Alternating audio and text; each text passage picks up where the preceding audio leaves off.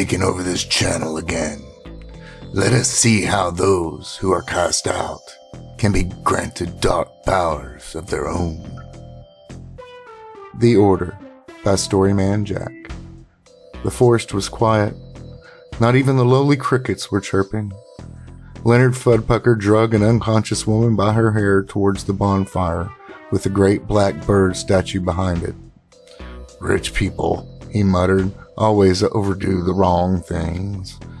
People stood in a circle around the fire, most in black robes and hoods covering masked faces.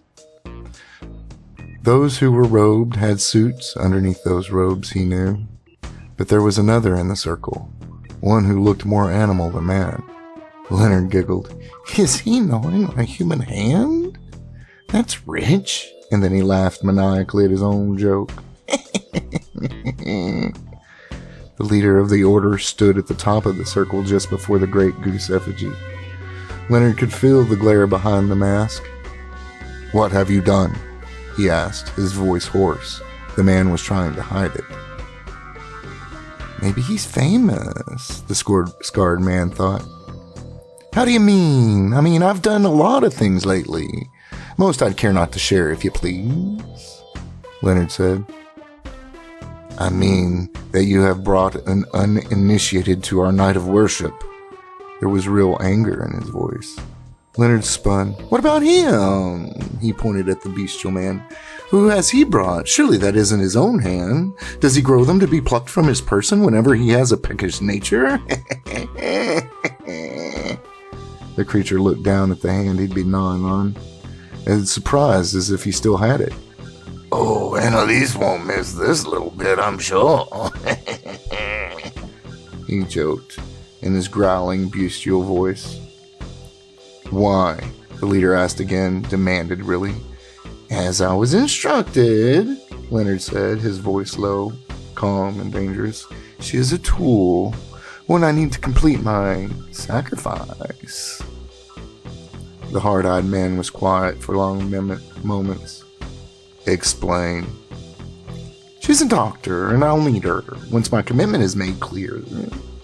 He explained, and then his own eyes grew hard, forcing the leader to take a step back.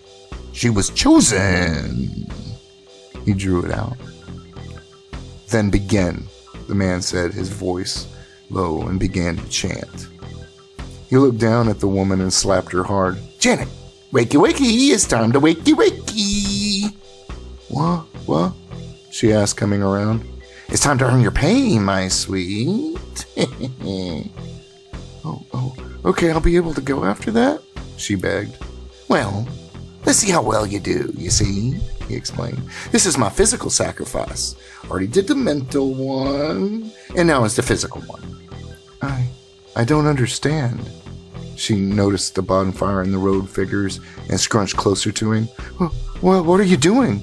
Her fear was exquisite. You see, my physical sacrifice, it'll be great. And if I do not have a doctor on hand, I'll probably die. Yep. So you see, you'll need to save my life. Then I can go? She asked, pleading in her eyes. Well, sure. If I live.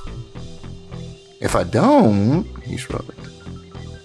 Up to them, he pointed around the circle. And they aren't quite as nice as me, you see. She began to tremble. Well, save me and you won't have to worry at all, see? Come on. He grabbed her long hair and began dragging her.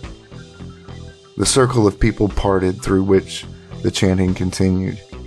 He drug his captive to the low altar before the stone effigy of the great black goose with a red neck stripe and wingtips dipped in blood. Leonard Fudpucker knelt and began breathing in and out with the unintelligible chant the others were reciting. And when he was ready, he howled a long, lung-filled howl, and it sounded bestial like a creature of the night. I give my hate to thee. I give my shield and my name. The hate that made me who I am, I give it to thee. His hand reached up quickly, and without thought, the scalpel slicing through the skin of his face, the scarred and pitted cheeks. It took a long time, and before he was through, his doctor was screaming and almost out of her mind with terror. He grinned at her, blood and saliva coming out both sides of his face, and his blood-filled grin. Save me, He muttered and fell over. She could run, and she thought about it, really did, but the crazy fucking people in robes, they'd gathered around her, and it snapped her out of her filled haze. She grabbed the black bag someone had placed under the altar and went to work. And after more than half an hour, she had him stabilized enough to let him rest. The likelihood he'd survive, given the tools and the severity of his mutilation, it was almost nothing. He wouldn't survive, and that meant neither would she. But the last thing Susan, who Leonard called Janet, knew was the pain in the back of her head.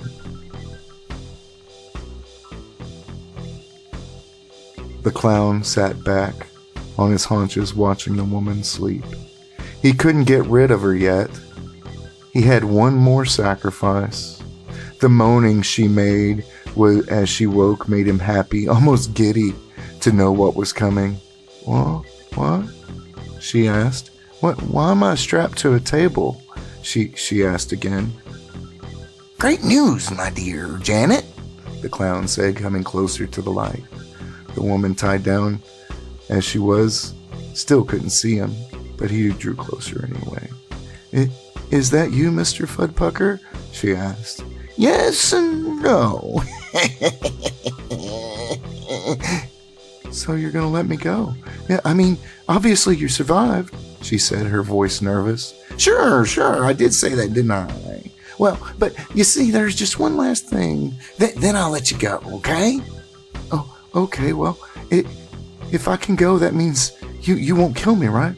You aren't going to kill me, are you? The woman pleaded. No. Once this last thing is done, you can leave as you wish, you see? He laughed, crazy more than evident.